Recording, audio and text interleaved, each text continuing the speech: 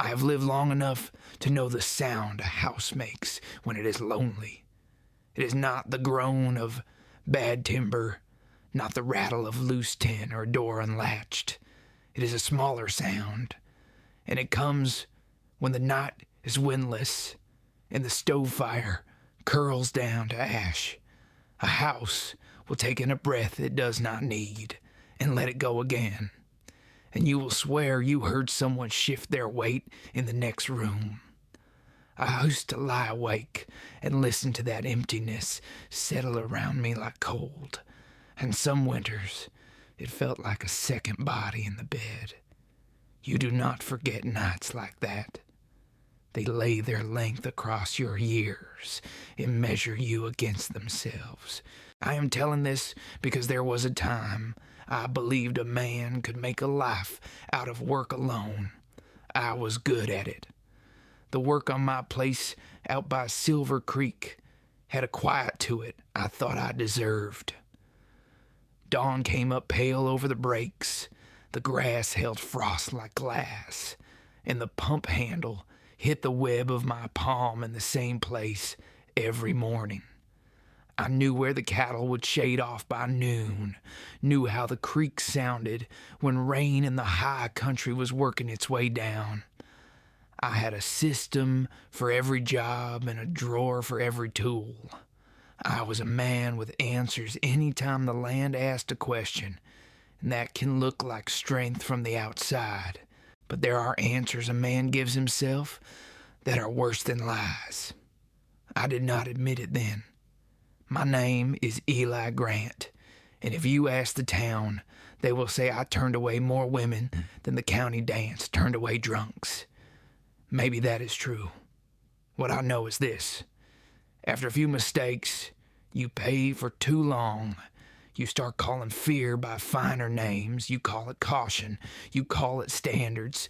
You call it a set of principles forged out of hard experience. You tell yourself, a good man does not go courting when he has not figured out the ghost in his own house, or the one that rides behind him on the morning he checks fence. You tell yourself you will deal with it when Calvin is over, when summer water is steady, when you fix the stretch past Cottonwood Bend where the line sags. You keep speaking to yourself in chores until years pass. Then a woman stepped out of the stage from Fort Benton, dust on her hem and a look like she had paid in full for every mile. She had a girl on her hip and a boy holding tight to her coat, and she did not waste a breath on what I might be thinking. She put her chin up toward the sun, took in the storefronts and the hitch rails and the way the town tested strangers with a long stare, and she decided not to be tested. I had set myself to the business of buying salt blocks and wire and getting back before noon. I had not set myself to be spoken to by a stranger with eyes like flint struck once in light and dry grass. "Mr. Grant," she said like we had business already, though I could not say how she knew me. "You want a wife, or just another winter alone? I have had bullets come near, and I have had a horse go out from under me on shale, where the slope gives way all at once. This hit harder, and it was only air pushed through a throat. I looked at the boy first, maybe 8, and he stared back the way a colt does, from behind a mare's shoulder, ready to run, ready to trust if the one in front decides to. The little girl laid her fever-warm cheek against the woman's neck and turned her face away from the glare. The woman didn't blink. I could have laughed. I could have tipped my hat and told her she had the wrong man. But the truth is, laughter was too far from me, and the hat felt heavy all of a sudden. Months earlier, a wind came down from the north and drove sleet sideways, and I stood in the barn thinking of nothing but hinges and feed mixes, and the house behind me had made that small breath again. It is a hard thing to admit, that the sound of your own rooms can put a chill in you deeper than weather. How is it you know my name? I said, keeping my voice even. I have practice at that. People talk, she said. This town sells flour and news in the same scoop. They say you have land a woman could keep clean if she had hands enough. They say you have money enough to hire those hands, but you like your gate shut. They say a lot of things, I told her. They do, she said, but winter does not listen to talk. I need a place that eats what I kill and pays for what I mend. You need someone who is not afraid of work or silence. We can put each other through until the thaw. After that we see. Her name was Miriam Hayes. I learned it later, on the walk out past the cottonwoods, and she carried it the way some women carry iron in their apron pockets, not as a threat, as a fact you might cut with when the rope tangles. She did not hold out a hand to shake. She squared herself to me with a child on her hip and a boy pressed close to her coat, and she asked the question again, but with fewer words. Which is it? She said, a wife or another winter alone? There are moments when a man can hear the wheel in his life click one notch forward. He cannot turn it back with all his strength. I stood there with my ledger book and my list and the price of salt in my head, and I felt that click. There was history behind it, the kind I do not care to tell strangers, the kind that still finds me in the first snow. There was also the plain count of what I knew my place could hold and what it could not. I looked out past the livery, past the plank road where wagon wheels had chewed up the mud and left it to freeze into ruts, and I pictured my house with 3 coats hung on the peg instead of one. Trial, Mum, I said. Work for board. Cash when the herd goes to winter pasture. You do what you say you can do, and I will do the same. After a month, we talk again. No promises past feeding and shelter. The boy breathed again. You can hear it if you are listening, and if you have been the kind of man who forgets to listen. The girl slept through it all, a hand fisted in her mother's collar. Miriam nodded once, and that was how it began. The walk out to my place took the afternoon. We cut the long way under the cottonwoods to keep the children out of the wind. The leaves had gone to coins of yellow that fell slow, and every time the breeze moved through, it sounded like a dress someone was taking care with. Miriam did not speak much. The boy, Thomas, kept pace and watched my hands as if there were answers in them he could memorize. The creek ran clear but slow, and a hawk hung over the far field with its head tilted. I remember the way the light stepped down the hills as the sun went, and how the first thin frost of evening began at the ditch line and crept toward us like a careful animal. The land had the look it gets just before winter claims it for true. Every color is true then, and every sound is a kind of bookkeeping. You can add up a season in an hour if you know how to listen. I opened my gate and let them pass through. The house sat where I had set it, close to the windbreak of poplar and facing east to catch morning. It was a plain, stout place, built to hold more than it had been asked to. I felt the old habit come over me, the one where I see what needs mending before I greet a guest.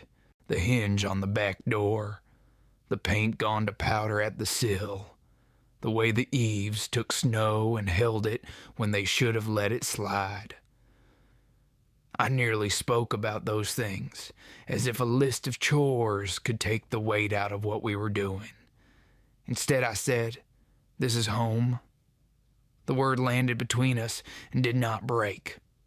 Miriam eased the girl down and looked past me into the shadowed rooms. Thomas stood straight, his shoulders back. For a heartbeat, I heard nothing. Not the creek, not the wind, not the hawk moving to its roost. I waited for the house to take that empty breath. It did not. The quiet held different, like a hand closing around another hand in the dark. I did not sleep that first night after they came. The house felt larger, which is strange, because it had never held more than me before. You would think bodies and breath would shrink the space, but it opened instead, like walls drawn back to listen. The girl, Clara, coughed some in her sleep. Thomas rolled over on the cot I had dragged in from the tack room. Miriam lay in the corner room I used for winter storage, her lamp burning low behind the cracked door. The smell of soap and dust mixed with smoke from the stove. It reminded me of the years when my mother was still alive, before sickness took her out past the spring thaw. That scent has a way of reaching through time, the way a hand might pass through water and find yours waiting. At dawn I stepped out to feed the horses. Frost hung in the air like breath that never quite finished leaving. The barn creaked the way a barn does when it knows what's coming. There are sounds a man can read, and that morning every sound told me the season had changed. Miriam came out with a shawl tied across her shoulders, hair tied back, no trace of hesitation in her steps. She asked where the pump was and how far the creek ran before it turned north. I told her, and she nodded once, as if she'd been making a list in her head before sunrise. By mid-morning, she cleaned the stove flue, scrubbed the basin, and hung blankets by the fire. I hadn't seen a woman move like that since my sister's wedding day. Years gone. No fuss, no ceremony. Just the kind of steadiness that turns work into prayer. Thomas followed me out to the corral, asked about the cattle and the branding marks, like a boy testing if he was welcome in a man's world.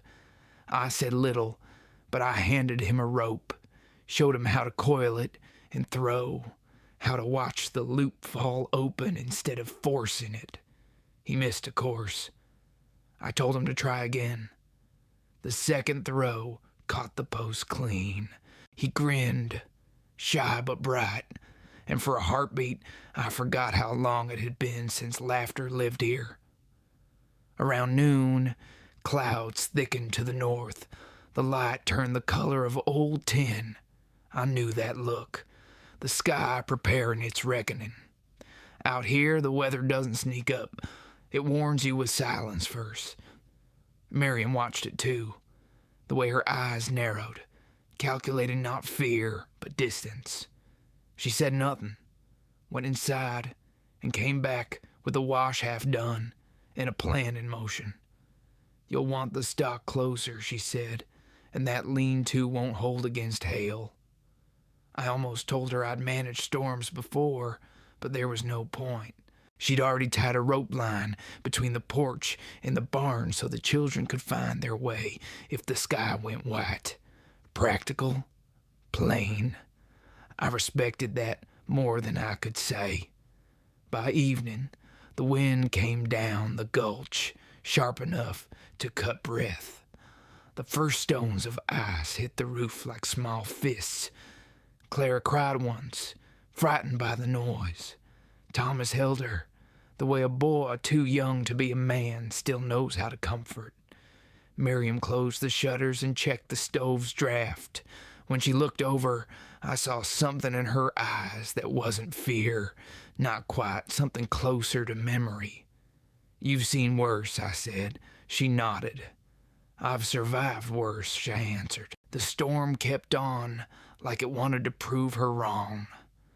Through that night, the wind battered the boards, and the ground shook with thunder that never broke into lightning. I went out twice to check the animals, once to free a cow that had caught her leg between rails. I came back soaked, half frozen, and she met me at the door with a towel and a cup of coffee she'd boiled thick. She didn't ask if I was all right. She just handed it to me and said, "Sit before you fall." I did. There are commands a man follows before he knows he's been given them.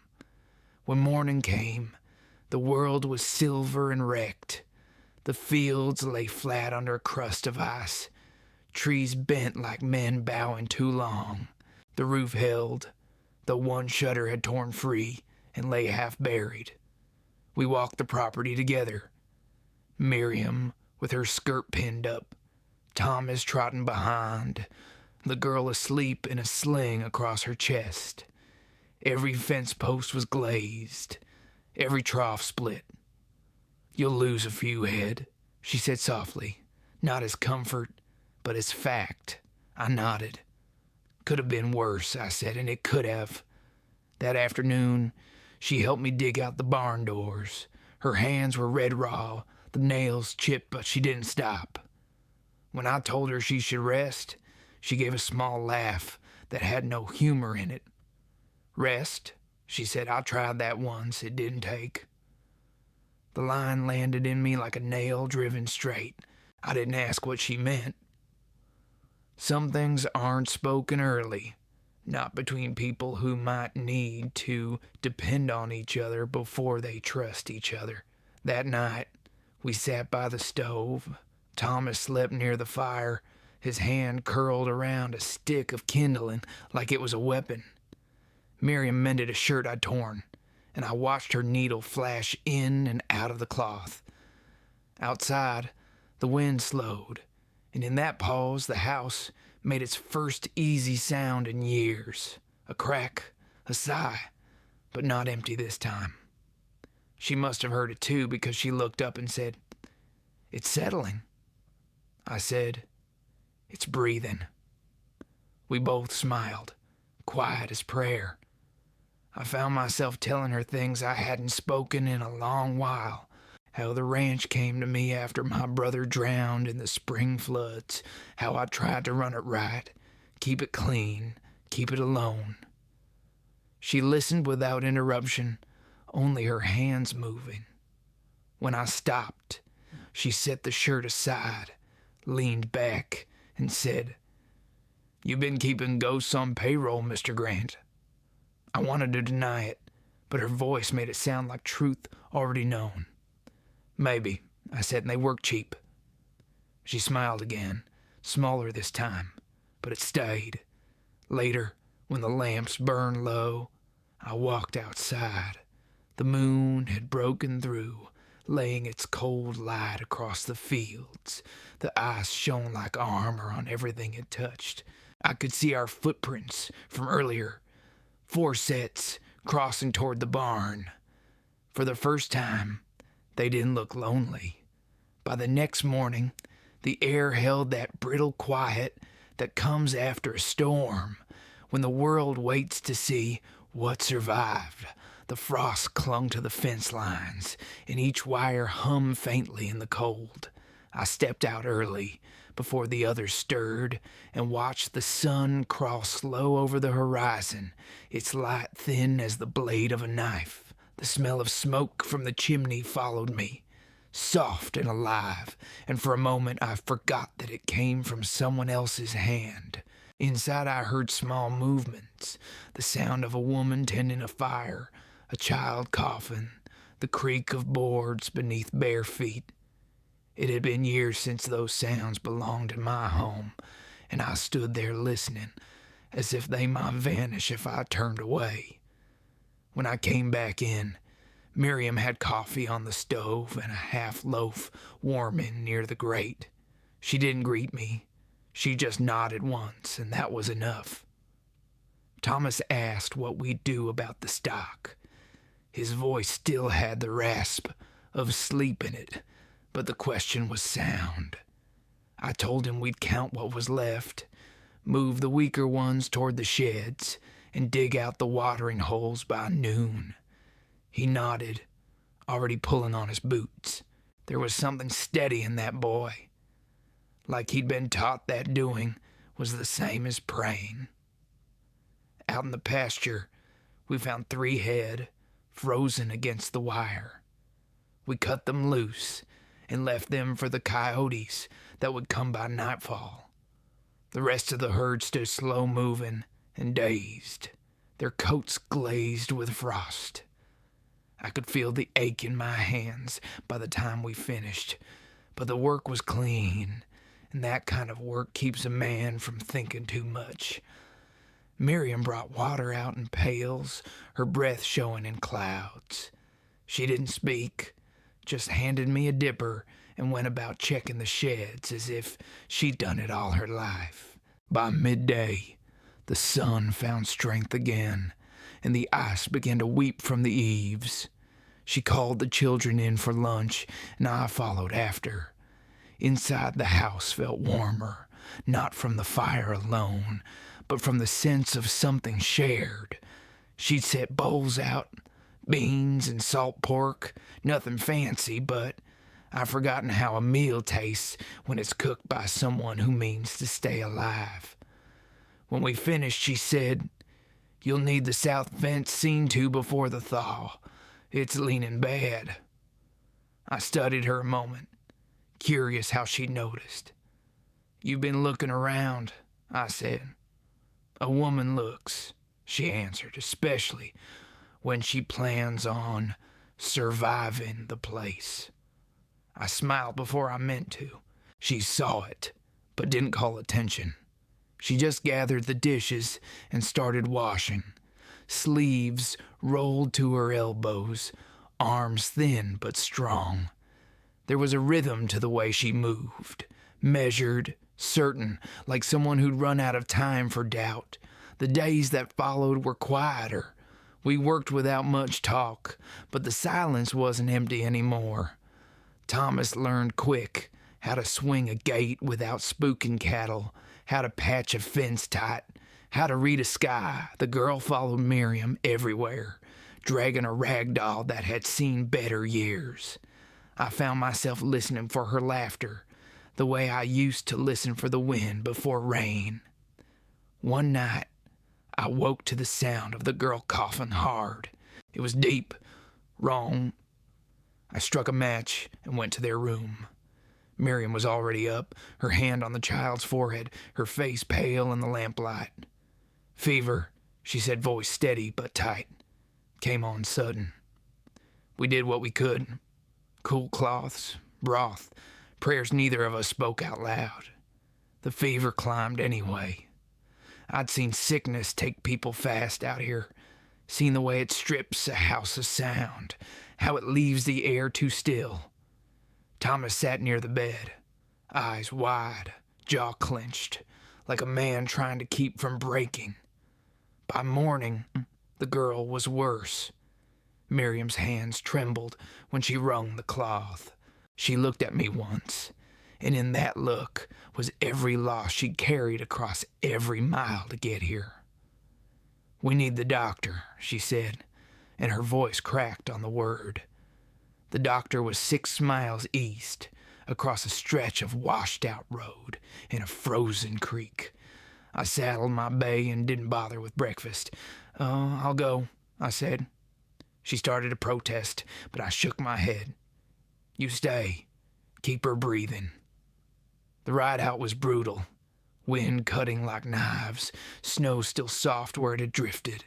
The sky was the color of steel, and the world felt empty as a forgotten prayer. I rode hard, the horse stumbling more than once, but I didn't stop.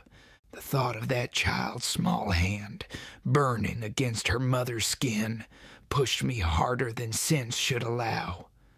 When I reached the doctor's place, the man looked at me like he'd seen ghosts before breakfast. "You ride in this weather, Grant? You're either desperate or stupid." "Maybe both," I said. "There's a child sick. Fever. Can't wait." He packed quick. Medicine, instruments, what he could carry. We made the return in half the time, though it felt longer. The light was dying when we saw the chimney smoke from my place. Miriam was at the door before we stopped, eyes hollow but alive. She didn't speak, just led the doctor in. I stayed outside a while, holding the reins, breathing steam. I watched through the window as he worked, mixing, measuring, placing his hand on the girl's chest. I couldn't hear a thing, but I could feel every second. When he finally stepped out, he said, "She'll make it. Fever broke some. Keep her warm." He rode off into the dark, and I stood there under the stars that had come out clean after the storm. Miriam came to the doorway, light behind her. She said nothing, but her eyes told enough.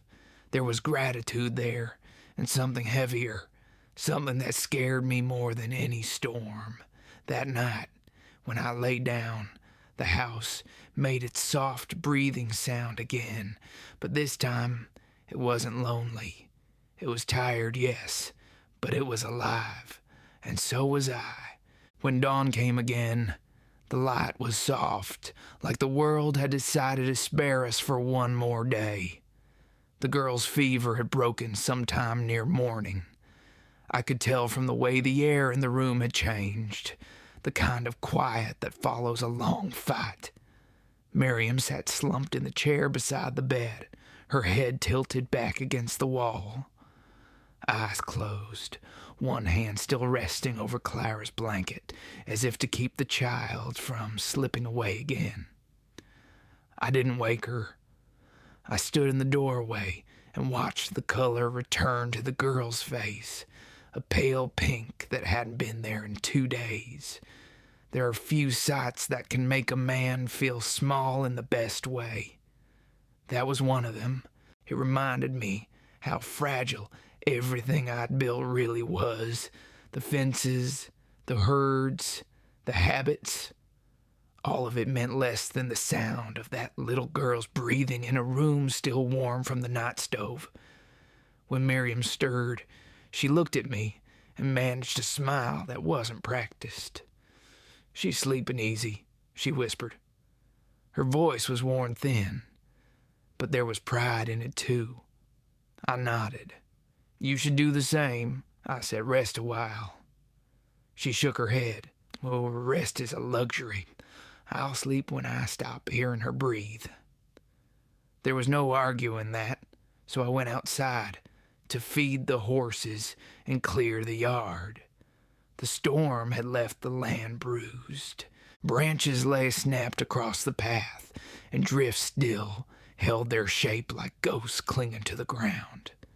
But the sun was out, and there was promise in it, the kind of light that says, "Keep moving. You've got another chance." I worked until my shoulders burned. The rhythm helped. The scrape of the shovel, the crunch of boots through crusted snow, the soft snort of the horses waiting for feed. It kept me from thinking too much. Somewhere around midday, Thomas came out, his face set like a man's, though he was just a boy. "Ma says to eat my room," he told me. I leaned on the shovel. "How's your sister?" "She's better," he said, glancing toward the house. I heard her laugh. "Ma cried some when she did." I swallowed hard at that, nodded, and followed him inside. The table was set with coffee and cold biscuits. Miriam looked up as we came in, her eyes rimmed red, but her back straight as ever. "You've been out too long," she said. "I've been out just long enough," I answered, and she let the matter drop. After we ate, I took the wagon down the east trail to check the line shack. The road cut through open plain, and the air had that smell you get only after ice starts to melt. Wet sage, thawed earth, a hint of smoke carried from miles off. I felt something loosening in me as I drove, something I hadn't realized was bound so tight. When I came back near sundown, I saw the lamp already burning in the front window. It cast a gold square onto the snow, and for a moment I thought about what that would look like to a stranger riding by. A home. Just that. Inside, the girl was sitting up in bed, hair stuck to her forehead, eyes heavy but bright. She reached out her hand to me, small and weak but sure. "You went for the doctor," she said. "Mama told me." I took her hand gently, felt the warmth of it.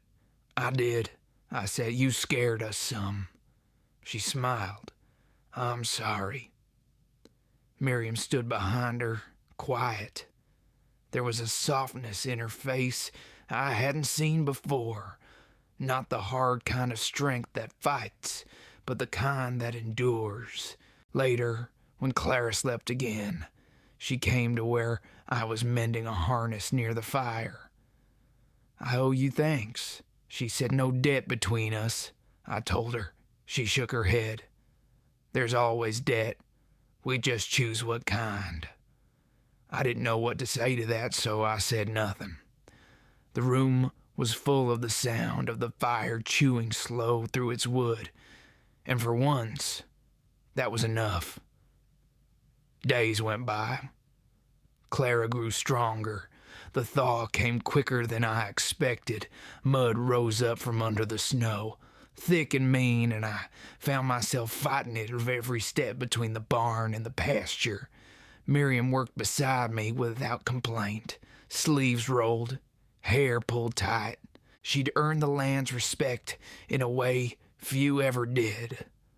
One evening, when the light stretched long and gold across the fields, she came to stand beside me at the fence. The air smelled of thawing soil and the faint sweetness of new grass. "I can feel the river," she said. I nodded. "She's rising. Always does this time." She looked out over the land, arms folded. "You built this place for someone once." I didn't answer right away. The truth sat heavy in my chest. "I did," I said finally. "She didn't stay." Miriam's eyes didn't move from the horizon. Most don't. Sometimes, not because they want to leave, but because the land keeps taking. We stood there for a long while, the sun sliding down behind the ridgeline, both of us quiet. There are kinds of silence that heal, and that was one. That night, when the house settled again and the wind impressed its shoulder against the walls, I heard Clara giggle in her sleep. Miriam hummed low, some tune I didn't know. I sat by the dying fire, hands folded, eyes on the coals. For the first time in years, I didn't dread the sound of another winter coming. Spring came slow that year, like it wasn't sure we'd earned it. The hills wore their first thin coat of green, but frost still showed itself each morning, a reminder that mercy in these parts always came with conditions. I'd been through enough seasons to know not to trust softness too soon. Still, there was something about the way the sun lingered longer on the porch rails, the way Clara's laughter reached across the yard, while Thomas worked beside me with a steadier hand than most men twice his age. The sound of it all, the shovel against stone, the whinny of a restless mare, the rustle of a woman hanging laundry, was the sound of life. And life, I'd almost forgotten, could be gentle if you let it. Miriam had turned the house into something else entirely. She mended curtains, scrubbed boards, set jars to catching light on the windowsill. She'd talk to the children as she worked, soft and even, her words blending into the rhythm of chores until they became a kind of music. I'd catch myself listening from the barn doorway, not for the meaning, just for the tone, low and calm, like running water smoothing stones. It had been a long time since my home had a woman's voice in it. Too long, maybe, because I couldn't remember how to answer one without feeling clumsy. One morning, I came in to find her standing by the kitchen window, staring out toward the east field. The coffee boiled over, hissing across the stove, but she didn't move. Her face was tight, unreadable. Something wrong? I asked. She nodded toward the distance. Riders, 3 of them, coming slow. I stepped up beside her. The men were specks yet, but the dust they kicked told enough. Around here, few folks rode out that far unless they wanted something. I felt my stomach tighten. When they reached the fence line, I knew the one in front, Jack Brennan. He ran the spread 2 valleys over and owned a timber bigger than his land. He'd been needling for my water rights since before winter set in, saying the creek cut too deep into his side. I told him more than once that the land had been marked fair and old, but greed doesn't take kindly to history. He rode up smiling, the kind of smile that holds no warmth. "Grant," he called. "Heard you took in some help. About time you realized a man can't run a place alone." I wiped my hands on my jeans and leaned against the post. "Didn't realize my business was up for talk, Brennan." He spat to the side, then nodded toward Miriam, who'd stepped out onto the porch, chin high, the children behind her. "Would have figured you'd go younger," he said too loud, "but I suppose a widow knows her way around work." I felt the blood rise in me, but I kept my voice even. "You came all this way to show your manners," Brennan chuckled. "I came for what's owed. That creek shifted since the flood last spring. Your fence cuts through what should be my grazing path now. You move it back, we call it even." "That line's been there since my father's time," I said, "and it'll stay there." His eyes narrowed. "Funny thing about fences, Grant. They burn fast when a man's not looking." Before I could speak, Miriam stepped forward. "You should ride on, Mr. Brennan," she said. Her voice was steady as a gun barrel. "You've had your say." He looked her over, amusement flickering across his face. "You got yourself a sharp tongue, missus. Careful where you point it." She didn't flinch. "Careful where you stand," she said. "This is our land now." Our land. The word stuck in my chest like a nail driven clean through. Brennan's smirk slipped for half a heartbeat. Then he tugged his reins and spat again. "We'll see about that," he muttered, turning his horse. When they rode off, the dust settled slow. Miriam stayed on the porch, staring until the riders disappeared over the rise. Then she turned to me. "He means what he said." "I know," I answered. "We'll need to watch for him." "I will." She shook her head. "We, Eli, we." I wanted to tell her that trouble like Brennan's had a way of finding its mark, no matter how many eyes watched for it. But the way she said, "We," stopped me. It wasn't a plea. It was a declaration. That night, I couldn't sleep. I sat outside with the lantern low, listening to the frogs start up in the thawed ditch and the wind move through the poplars. I dealt with men like Brennan before. The land breeds them, hard, jealous, certain that possession equals worth. Still, something about this time felt different. It wasn't just my fences or my pride on the line anymore. It was the roof over 2 children who'd only just stopped being afraid of the dark. It was Miriam's steady hand at the stove, her voice filling the house where silence used to live. 2 nights later, the fire came. I woke to Thomas shouting, his voice ragged with smoke. The barn roof was lit from inside, orange pouring out through the cracks. I ran barefoot across the yard, the cold cutting deep, but it didn't matter. Flames clawed up the hayloft, roaring like an animal. The horses screamed inside. I grabbed the latch, felt the sear of iron, forced it open. Heat hit me like a wall. Miriam was right behind me, her face streaked with soot, bucket in hand, shouting for Thomas to fetch water from the trough. Together we got the animals loose, slapping their flanks, driving them toward the fence. Sparks rained down, hissing where they hit wet ground. When the roof gave way, the noise was like the earth splitting. We fell back, coughing, half blind, but we didn't stop until the last ember went dark. Dawn found us soaked, blackened, and shaking. The barn was gone, just a skeleton of charred beams against the pale sky. Miriam's voice broke first. "He did this," she said. "Brennan." I nodded, too tired to deny it. The children clung to her skirt, eyes wide with the kind of fear you don't unlearn. She turned to me. "What now?" I looked at the ruin, at the horses huddled together, at the smoke rising slow into the morning. I could feel the weight of years pressing down.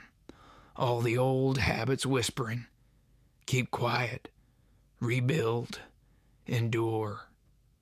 But I'd had enough of silence. "Now," I said, "we start again. And next time, we build something they can't burn." Miriam met my eyes, and for the first time since she'd arrived, I saw something like faith there. Not in God, maybe, but in me, in us. We buried the ash by noon.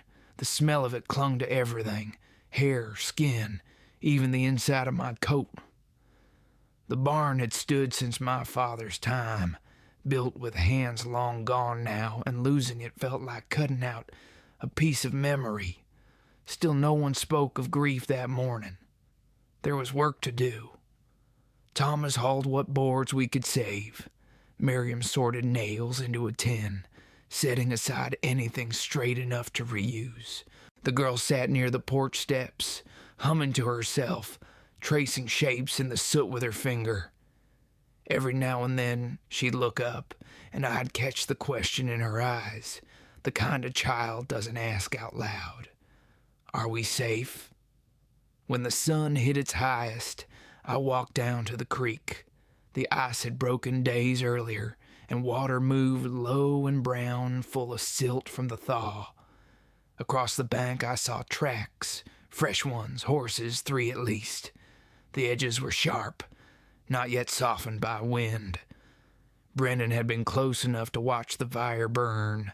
That knowledge sat heavy on my shoulders as I filled my canteen. Back at the house, Miriam was mending a bridle, the thread taut between her fingers. "You found something," she said without looking up. "Tracks," I told her, "north bank. He's not done." She tied the stitch off clean and finally met my eyes. "Then neither are we." That afternoon, I hitched the wagon and rode into town. The place looked smaller than I remembered. Leaning buildings, sun-faded signs, a handful of men huddled near the feed store, talking too low. I bought lumber, wire, a keg of nails, and enough flour to last a month. As I loaded up, the sheriff stepped out from his office across the street. He was a thick man, gone soft in the middle, hat riding too high on his head. "Grant," he said, walking over, "heard you had some trouble." "Barn fire," I answered. "No one hurt." "Accident?" "Don't reckon so." He scratched at his jaw. "You think Brennan?" "I don't know Brennan." The sheriff sighed, looking past me toward the empty road. "Hard to prove. Man like him's got friends, and the law don't much like tangling with money. Best let it lie." I stared at him until he shifted on his feet. "You ever watch a boy run into a burning barn to save what's left of his life's work?" I asked. He dropped his eyes. "No." "Then you don't get to tell me to let it lie." I left him standing there, words still caught in his throat. The ride home was long, but the sky was clear, and by the time I reached the ridge, I could see smoke curling gentle from our chimney. The sight of it settled me more than I cared to admit. When I pulled up to the yard, Miriam came out to meet me. She looked at the wagon load and nodded once. "You plan on building tonight? Soon as we eat?" She smiled faintly. "You're a stubborn man, Eli Grant." I shrugged. "My ain't the worst thing a man can be." We worked until the moon came up. Thomas hammered while I held the board steady. Miriam kept the lamp close, her hands moving sure, passing us nails, measuring with her eye. By midnight, the frame of a new shed stood where the barn had been, rough but true. When we finally stopped, the stars were thick overhead, bright as chips of ice. I looked at what we'd built, at the smoke-stained ground beneath our boots. "It'll do for now," I said. Miriam leaned on the post beside me. "It's more than that. It's proof." "Of what?" "That a man can lose what he loves and still not quit." I turned to her then. The lamplight caught her hair, the tired lines around her mouth. There was no pity in her face, only understanding. I'd seen that look once before, in the mirror, years ago, before I forgot how to see it. Days turned to weeks. We rebuilt piece by piece. The neighbors came by some, bringing spare lumber, a coil of rope, wordless kindnesses that meant more than talk. Brennan stayed quiet, though every rider that passed on the far ridge set my nerves on edge. Still, we didn't scare easy anymore. One morning, Thomas ran up from the creek shouting. "They're coming," he said. I grabbed my rifle, but when I reached the rise, it wasn't riders. It was the McCall brothers, from the next valley over, and half a dozen ranchers behind them. "We heard what Brennan did," McCall said. "Figure it's time somebody drew a line he can't cross." I looked at them, men weathered by the same wind, men who'd lost too much to keep quiet. "You sure you want to be in this?" I asked. One of them spat into the dust. "He's been taken from all of us. Maybe it's time he paid some back." Miriam stood on the porch, arms folded, watching. I saw pride flicker in her eyes, but worry too. She knew what a man's anger could turn into when left to grow wild. We planned by lamplight that night. Not vengeance, but justice. A boundary marked, a warning given. Come dawn, we rode out, 12 of us, across the frosted flats where the sun had not yet broken. The horse's breath came out in plumes, and the sound of hooves on hard ground carried far. Brennan's place sat low in the valley, a sprawl of fence and arrogance. When he stepped out to meet us, he wore that same smile, but it faltered when he saw how many shadows fell across his yard. "Morning, Brennan," I said. He looked past me to the others. "You boys come to talk or to trespass?" "Talk," I said, "and to remind you where your land ends." He laughed once, short and sharp. "And if I forget again," I leveled my gaze, "then you'll remember it the hard way." For a long breath, no one moved. Then Brennan's eyes went cold. "You think you scare me, Grant?" "I don't care if I do." Behind me, one of the men shifted, and the sound of a rifle bolt sliding home broke the air. Brennan's hand twitched near his belt, but he stopped himself. He looked around, 12 faces steady and silent. Finally, he said, "You boys are making a mistake." "Maybe," I told him, "but it'll be yours if you keep coming." We turned and rode out slow, leaving him standing in his own dust. That night, I sat on the porch with Miriam. The stars were out again, same as before. "You think he'll stay away?" she asked. "For a while," I said, men like him don't know how to quit, but they do know fear when they see it. She nodded, pulled her shawl tighter. Then we'll be ready when he remembers. The wind moved through the poplars, carrying the faint smell of ash still buried in the soil. I thought of all we lost and all that still stood. Maybe ready's all a man can ever be, I said. She looked at me, eyes steady, and sometimes it's enough. I believed her. We buried the ash by noon. The smell of it clung to everything, hair, skin, even the inside of my coat. The barn had stood since my father's time, built with hands long gone now, and losing it felt like cutting out a piece of memory. Still no one spoke of grief that morning. There was work to do. Thomas hauled what boards we could save. Miriam sorted nails into a tin, setting aside anything straight enough to reuse. The girl sat near the porch steps, humming to herself, tracing shapes in the soot with her finger.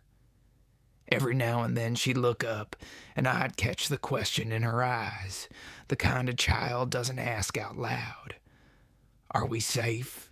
When the sun hit its highest, I walked down to the creek. The ice had broken days earlier, and water moved low and brown, full of silt from the thaw. Across the bank I saw tracks, fresh ones, horses, 3 at least. The edges were sharp, not yet softened by wind. Brennan had been close enough to watch the fire burn. That knowledge sat heavy on my shoulders as I filled my canteen. Back at the house, Miriam was mending a bridle, the thread taut between her fingers. You found something, she said without looking up. Tracks, I told her. North Bank, he's not done. She tied the stitch off clean and finally met my eyes. Then, neither are we. That afternoon, I hitched the wagon and rode into town. The place looked smaller than I remembered. Leaning buildings, sun-faded signs, a handful of men huddled near the feed store, talking too low. I bought lumber, wire, a keg of nails, and enough flour to last the month. As I loaded up, the sheriff stepped out from his office across the street. He was a thick man gone soft in the middle, hat riding too high on his head. Grant, he said, walking over, heard you had some trouble. Barn fire, I answered. No one hurt. Accident? Don't reckon so. He scratched at his jaw. You think Brennan? I know Brennan. The sheriff sighed, looking past me toward the empty road. Hard to prove. Man like him's got friends, and the law don't much like tangling with money. Best let it lie. I stared at him until he shifted on his feet. You ever watch a boy run into a burning barn to save what's left of his life's work? I asked. He dropped his eyes. No. Then you don't get to tell me to let it lie. I left him standing there, words still caught in his throat. The ride home was long, but the sky was clear, and by the time I reached the ridge, I could see smoke curling gentle from our chimney. The sight of it settled me more than I cared to admit. When I pulled up to the yard, Miriam came out to meet me. She looked at the wagon load and nodded once. You plan on building tonight? Soon as we eat. She smiled faintly. You're a stubborn man, Eli Grant. I shrugged. Ain't the worst thing a man can be. We worked until the moon came up. Thomas hammered while I held the board steady. Miriam kept the lamp close, her hands moving sure, passing us nails, measuring with her eye. By midnight, the frame of a new shed stood where the barn had been, rough but true. When we finally stopped, the stars were thick overhead, bright as chips of ice. I looked at what we'd built, at the smoke-stained ground beneath our boots. It'll do for now, I said. Miriam leaned on the post beside me. It's more than that. It's proof. Of what? That a man can lose what he loves and still not quit. I turned to her then. The lamplight caught her hair, the tired lines around her mouth. There was no pity in her face, only understanding. I'd seen that look once before, in the mirror years ago, before I forgot how to see it. Days turned to weeks. We rebuilt piece by piece. The neighbors came by some, bringing spare lumber, a coil of rope, wordless kindnesses that meant more than talk. Brennan stayed quiet, though every rider that passed on the far ridge set my nerves on edge. Still, we didn't scare easy anymore. One morning, Thomas ran up from the creek shouting. "They're coming," he said. I grabbed my rifle, but when I reached the rise, it wasn't riders. It was the McCall brothers from the next valley over and half a dozen ranchers behind them. "We heard what Brennan did," McCall said. "Figure it's time somebody drew a line he can't cross." I looked at him. Men weathered by the same wind. Men who'd lost too much to keep quiet. "You sure you want to be in this?" I asked. One of them spat into the dust. "He's been taken from all of us. Maybe it's time he paid some back." Miriam stood on the porch, arms folded, watching. I saw pride flicker in her eyes, but worry too. She knew what a man's anger could turn into when left to grow wild. We planned by lamplight that night. Not vengeance, but justice. A boundary marked, a warning given. Come dawn, we rode out, 12 of us, across the frosted flats, where the sun had not yet broken. The horse's breath came out in plumes, and the sound of hooves on hard ground carried far. Brennan's place sat low in the valley, a sprawl of fence and arrogance. When he stepped out to meet us, he wore that same smile, but it faltered when he saw how many shadows fell across his yard. "Morning, Brennan," I said. He looked past me to the others. "You boys come to talk or to trespass?" "Talk," I said, "and to remind you where your land ends." He laughed once, short and sharp, and if I forget again, I leveled my gaze. "Then you'll remember it the hard way." For a long breath, no one moved. Then Brennan's eyes went cold. "You think you scare me, Grant?" "I don't care if I do." Behind me, one of the men shifted, and the sound of a rifle bolt sliding home broke the air. Brennan's hand twitched near his belt, but he stopped himself. He looked around. 12 faces, steady and silent.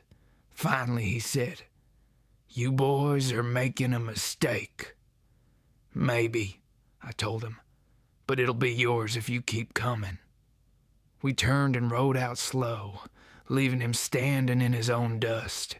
That night, I sat on the porch with Miriam. The stars were out again, same as before. "You think he'll stay away?" she asked. "For a while," I said. "Men like him don't know how to quit, but they do know fear when they see it." She nodded, pulled her shawl tighter. "Then we'll be ready when he remembers." The wind moved through the poplars, carrying the faint smell of ash still buried in the soil. I thought of all we lost and all that still stood. "Maybe ready's all a man can ever be," I said. She looked at me, eyes steady, and sometimes it's enough. I believed her. Summer found us steady again. The grass came high and sweet, the creek ran clear, and the new shed held strong.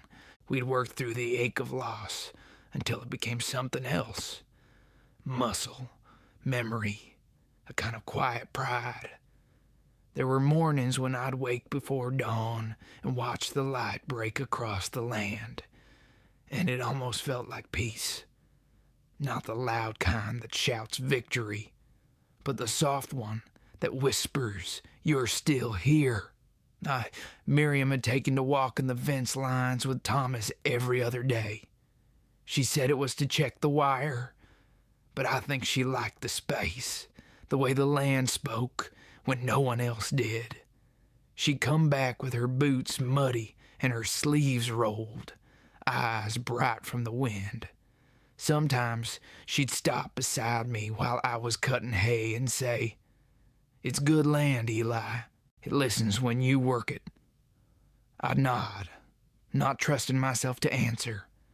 She had a way of making simple words feel like something more.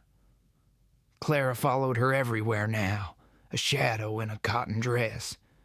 The girl had shaken the sickness and bloomed into laughter again. Her voice carried across the yard like a bird's.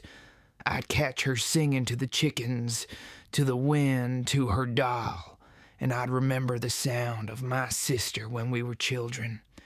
It had been a long time since that kind of sound lived on my land. One evening, the sun hung low and orange, painting everything in a glow that made even the scars look kind.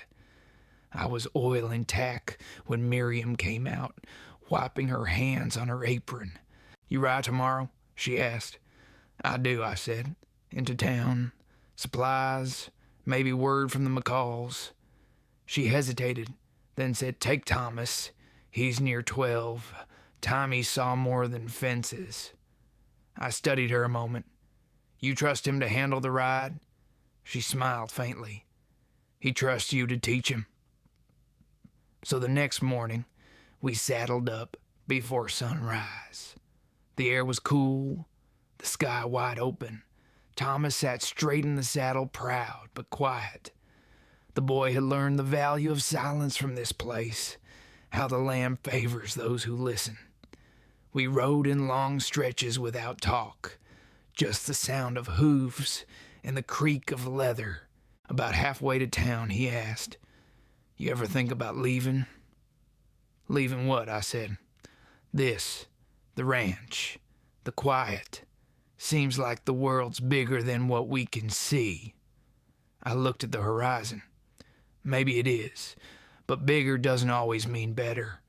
Out there's got more kinds of hunger than you can feed." He nodded slowly, chewing on that. "Ma says you came out here for peace." I did. "You find it?" I thought on that a while. "Some days," I said, "most days I find work. The peace comes in between." He grinned a little, the kind of grin that reminded me he was still a boy. "She says work's what keeps a man honest." She's right about that. When we reached town, the streets were half busy, wagons rolling, dust rising, talk low. We loaded what we needed: salt, flour, nails, and I stopped at the post office. There was a letter waiting, addressed to E. Grant, Silver Creek. The handwriting was fine, the paper sealed in red. I hadn't seen anything like it in years. Thomas watched me turn it over in my hands. "Who's it from?" "An old mistake," I said quietly. He waited, curious but polite enough not to pry. I slipped the letter into my coat. We rode back slow that day. I didn't open it until night, after the chores were done and the children asleep. I sat outside, under the lantern, Miriam beside me, her knitting set aside. I tore the seal and read it once, then again, the words swimming in the lamplight. It was from Lorna, the woman I once thought I'd marry. She left years ago. Couldn't stand the isolation, the distance between words. Now she wrote to say she'd heard of the fire, that she hoped I was well, that she sometimes wondered what might have been if she'd stayed. I folded the letter slow and set it on the table beside me. Miriam didn't ask, just waited. Finally I said, "It's from someone who could make peace with quiet." She nodded. "Takes a certain kind of heart to live with silence." It does. Doesn't mean the rest are wrong. Just means they needed a different world. I looked at her then, the lantern light catching the silver in her hair. You ever think about leaving? I asked. Her smile was small, but sure. No, I already left everything once. I'm done running. We sat there a long time after that, the night deep around us, the sound of crickets rising and falling. I thought about the letter, about what it meant to build a life twice and lose it once. I thought about how Miriam had walked into my world without asking permission, and how, somehow, it fit. Later, when the lamp burned down, I threw the letter into the stove. The paper curled and blackened, and the fire ate the past clean. Miriam didn't look up, but I saw her nod once, like she'd been waiting for that. The next morning, Thomas found the ashes and asked what I'd burned. Just something that wasn't worth keeping, I said. He looked out toward the hills and said, "We've got enough worth keeping here." He was right. Autumn slipped in quiet that year, so soft you could almost miss its coming. The cottonwoods turned gold by inches. The air carried the scent of cold iron, and every evening the sky settled closer to the ground. The land was tired, but proud of what it had endured. So was I. So were we all. By then, the rhythm of our days had become a kind of prayer. We worked, we ate, we mended, we listened. It wasn't a grand life, but it was honest. Miriam managed the house with a grace that didn't draw attention to itself, and the children had grown into the place as if they'd been born from its soil. Sometimes I'd find Clara sitting by the creek, her feet dangling just above the water, humming one of her mother's old songs. Sometimes I'd see Thomas climbing the fence line with a coil of wire slung over his shoulder, taller each week, a little more sure of who he was. One evening, as I sat sharpening tools by the porch, Miriam came out carrying a ledger book. "We need to talk about the herd," she said. "Something wrong?" She shook her head. "Not wrong, just changing. They're growing faster than the pasture allows.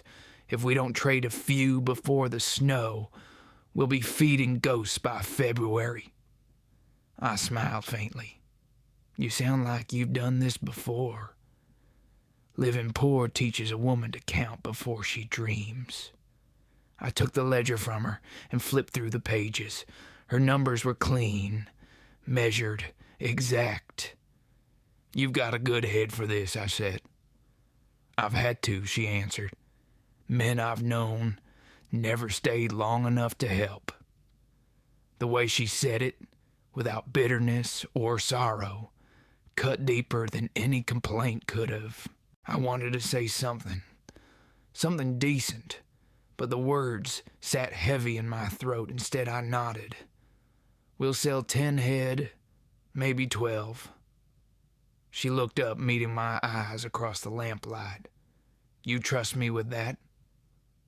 "I wouldn't be here if I didn't." For a long moment, she said nothing. Then she reached across and touched my hand, just a small, steady gesture, and for the first time since she'd come to Silver Creek, she let the strength drop from her shoulders. That night, after the children slept, I found her sitting by the stove, staring into the embers. The room glowed soft, the air warm and quiet. She spoke without looking up. "When my husband died, I thought I'd done something to deserve it," she said. "It's foolish, I know, but grief has its own arithmetic. You add up all the things you could have done different, and no matter how you count, the sum never changes. You just end up smaller than you started." I sat down across from her. "He was a good man. He was kind," she said, "but kindness doesn't always know how to stay." The fire cracked between us. I felt something in my chest shift, small but certain. "You ever think about starting over?" I asked. She smiled at that, though her eyes stayed on the coals. "Starting over's a young person's dream. I just wanted a place where I didn't have to keep explaining what I'd lost." We sat there a long time, the only sound the soft tick of cooling iron. Outside, wind moved through the poplars, making that hollow whisper the land saves for those who still listen. In the weeks that followed, we sold the cattle, built up the fences, and settled deeper into our own kind of calm. Brennan kept his distance. Maybe it was fear, maybe pride, maybe both. The fire had changed the balance between us. He knew now I wasn't alone, that I had a family who'd fight beside me if he pushed too far. Then one cold morning, the mail rider brought a notice from the county office. Water rights were to be remeasured after the spring thaw. It meant Brennan's lawyers had filed a claim. The fight I thought was over was just waiting for better weather. I took the paper to Miriam. She read it slow, her brow furrowed. "He's coming at you the clean way this time," she said. "Clean don't mean fair," I told her. "No," she said, folding the notice in two. "But fair's a language men like him don't speak." Her calm steadied me. "Then we'll speak it for him." She smiled, faint but fierce. "You planning to go to court alone?" I shook my head. "Not anymore." That afternoon, we hitched the wagon and rode into town. The road was lined with the last of the autumn color, leaves scattering across the ground like coins the wind couldn't keep. The courthouse sat on the far end of Main Street, a squat building with walls the color of old parchment. When we stepped inside, the clerk behind the desk looked up, startled by the sight of a woman beside me. "Need to register land boundary defense," I said. "Silver Creek property." The clerk pulled a ledger closer, dipping his pen. "Owner's name?" I hesitated for the briefest second.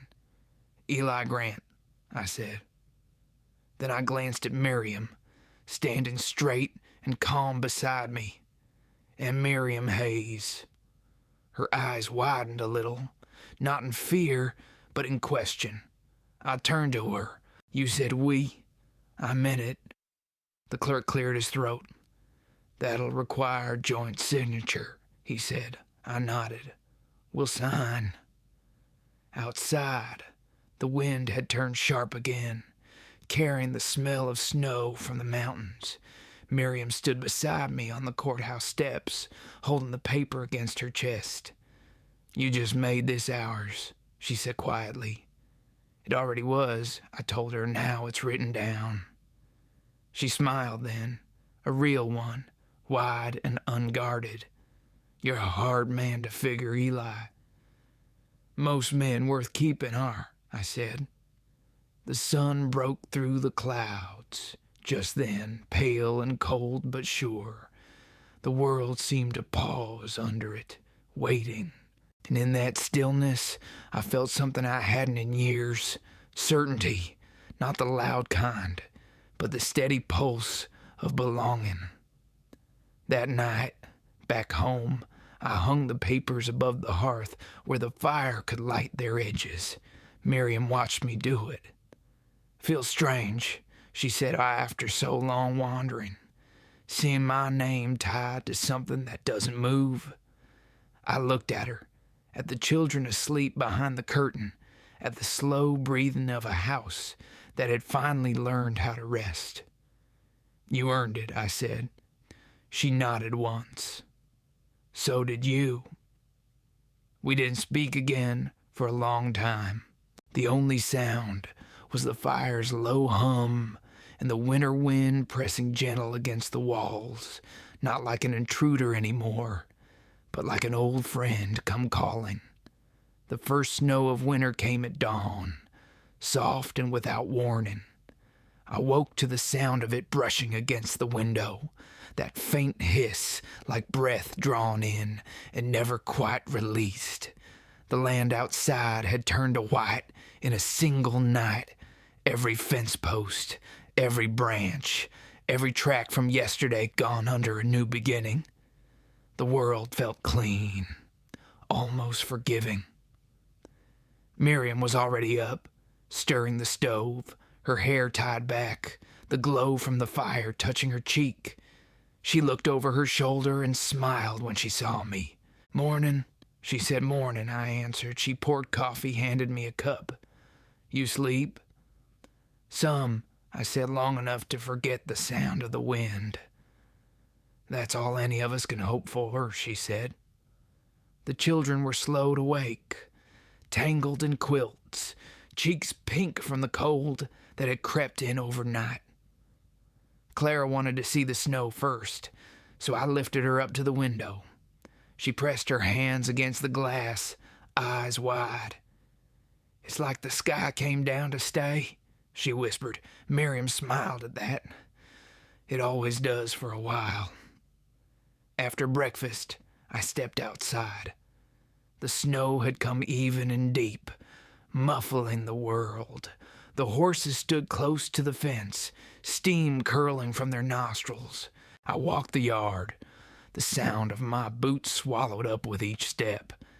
The air carried a sharp kind of peace, the kind that asks you to be still and listen. I did, and in that quiet, I realized something. This land no longer sounded lonely. By noon, the snow had thickened. Miriam came out to the porch, wrapping her shawl tight. "You think it'll keep?" she asked. "Maybe a day, maybe a month," I said. "Winter makes its own rules." She watched the flakes drift down, slow and sure. "Seems fitting," she said, "after everything, a clean start." "Not clean," I said, "Mama, but clear."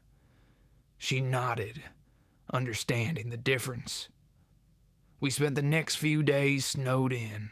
The wind howled some nights, but it was the kind of sound that reminded you of warmth on the other side of the wall. Miriam mended clothes by lamplight. Thomas read from one of the old almanacs I kept, and Clara drew pictures in the soot on the hearthstone. I repaired a saddle that didn't need much fixing, just for the motion of it. Sometimes that's all a man requires, something steady to keep his hands from remembering too much. On the fourth evening, the wind died completely. The house held its breath, and in that silence Miriam spoke. "Do you ever think about what comes next?" I looked up from the harness. "You mean spring?" She shook her head. "I mean after all this, after the land, the work, the years." I thought on that a moment. I used to think a man's life was measured by what he built. Barns, fences, herds, things you could point to and say, "That's mine." But lately, I trailed off, watching the flame flicker in the stove glass. Lately, I think it's what stays standing. When the work stops, who stays? Miriam looked at me a long while, then said softly, "Then you're richer than most." The snow outside deepened again. The night stretched long and quiet. Clara fell asleep by the fire, her head on Miriam's lap, and Thomas dozed in the chair opposite me, book slipping from his hands. For a while, I just watched them. The rise and fall of breath, the soft pulse of life held safe inside four walls built by calloused hands and hard grace. When the clock struck 10, Miriam stirred. "You'll be tired come morning," she said. I'll manage," I answered. She looked around the room at the sleeping children, at the papers above the hearth with our names on them. "You built something more than fences here, Eli," she said. "You know that?" I nodded, though I didn't trust my voice to follow.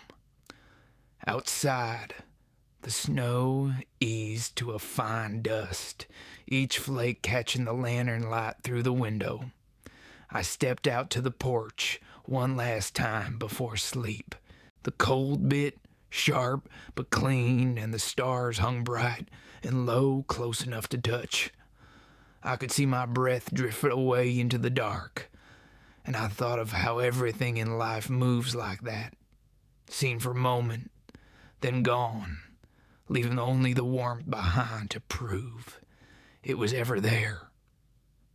When I came back in, Miriam was still by the fire, half asleep, one hand resting on Clara's hair. I stood a long time watching them, the house breathing slow and even. For the first time in years, I felt like I'd come all the way home. By spring, the snow was only a story the ground remembered. Water ran fast in the creek, loud enough to drown out the ghosts that used to whisper around here. Grass pushed through the thaw like it meant to start again, and I suppose we all did too. The air smelled of mud and new promise. Out on the far ridge, the cottonwoods were budding, pale green against the blue of the sky. We'd made it through. The barn stood rebuilt, tighter and truer than before. The fences held, the herd had calved strong, and the house had learned to speak in softer tones, no more of that hollow echo that used to haunt the rooms. The sound now was steady and low, the way a heart sounds when it's got someone to keep time for. One morning, I found Miriam on the porch, a cup of coffee in her hands, watching the sun climb up slow. Her hair caught the light, streaked silver in places now, though it suited her. She looked over when she heard me step out. "Quiet morning," she said. "Best kind," I told her. She smiled. "Just a small thing, but enough." "The town's planning a fair next month," she said. "Thomas wants to show the colt he's been breaking." "He's done fine work with that horse," I said. "Better patience than I ever had at his age." "He gets that from you," she said. "I doubt it." We sat for a while, neither of us speaking. The world moved slow around us. Birds starting up in the trees, the steady trickle of the creek, the wind pressing easy through the grass. The kind of morning that doesn't ask for much except that you stay long enough to notice it. After a while, she said, "When I first came here, I didn't expect to stay longer than a season. I thought we'd work through the cold, maybe spring, then move on. Funny how the land changes, that sort of thinking." "Land's got its own persuasion," I said. "It's not just the land." She turned to look at me, and her eyes held that same unflinching honesty she'd had the day we met. "You changed too. You stopped listening for silence. You started hearing life instead." I didn't know what to do with that, so I took a long sip of coffee and watched the light spill across the fields. She set her cup down, stood, and looked toward the barn. "You ever think you'd end up like this?"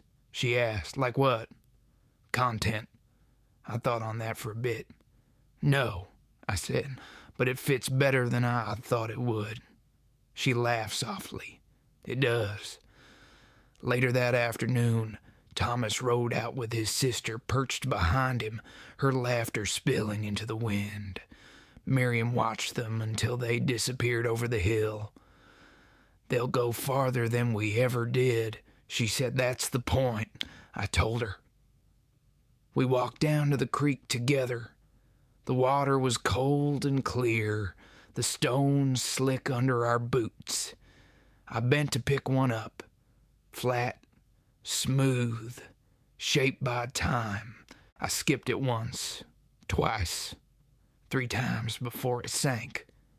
"Still got it," she said. "Some things don't wash off easy," I answered.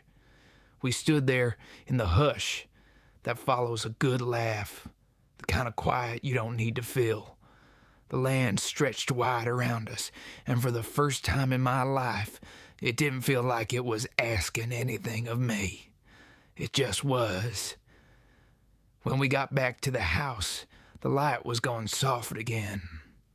Miriam went inside to start supper, and I stayed out a while longer, watching the last of the day burn down behind the ridge. The sky turned that deep kind of red you only see after rain, when the world's been rinsed clean. I thought about how far we'd come, not in miles, but in the space between what was broken and what still stood. I thought about the night she'd walked into town and asked me that question, the one that split my life in two. You want a wife or another winter alone? Back then, I didn't have an answer worth speaking. I do now. That night, after the lamps were out and the house settled into its breathing, I lay awake listening, not for ghosts, not for the creak of emptiness, but for the sound of the wind moving soft through the cottonwoods, the kind of sound that says, "You're not alone anymore." And I knew then that whatever years were left to me, they'd be enough, 'cause the house wasn't lonely, the land wasn't empty, and neither was I.